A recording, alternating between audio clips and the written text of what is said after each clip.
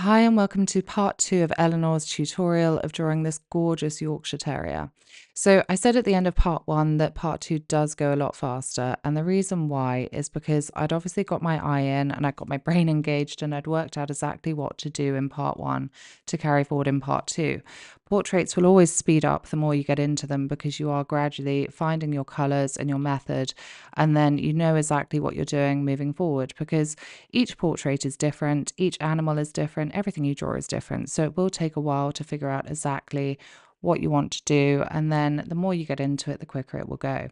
So part 2 does move an awful lot faster than part 1. So we're doing the same method. We've gone in with the unison soft pastels and then the pastel pencils on top just to gradually build those layers. And there's a lot more golden sort of tones on this side of the face. I'd picked up a lot more goldeny colours and a lot more bright yellows rather than so much brown and sort of auburn tones, so that's really highlighted over on this side, and it looks absolutely gorgeous actually, all of those highlighted lovely long hairs overlapping over the top.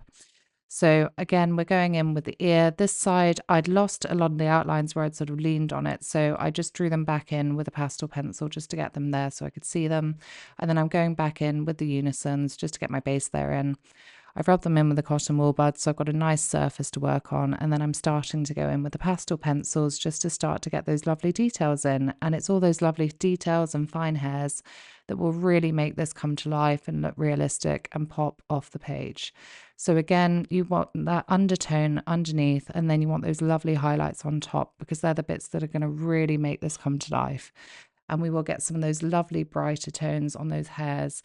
And you can see that that ear is just gradually coming more and more alive. And this was so much fun, honestly, to do. It really was, because as the highlights went in, it just started to look so good. And it was such a satisfying feeling completing this one because it just it looked lovely and it looked really three-dimensional.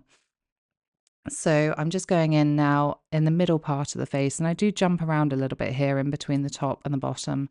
I said in part 1 I got a bit annoyed with the middle part of the face because it just didn't look like it was popping enough, so I do go back to it.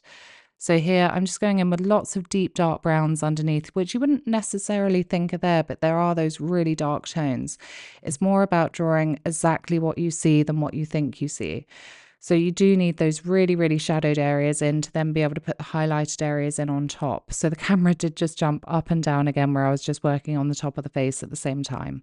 So that's the same method here. I'm just gradually building the colors to get those lovely highlights in on top. So I really hope you've enjoyed this, and the in-depth tutorial where I talk about all of this in real time is over on Patreon. So I hope you'll join me there and draw along, and I'll see you next time for part 3. So I hope this was helpful. Thank you. Bye.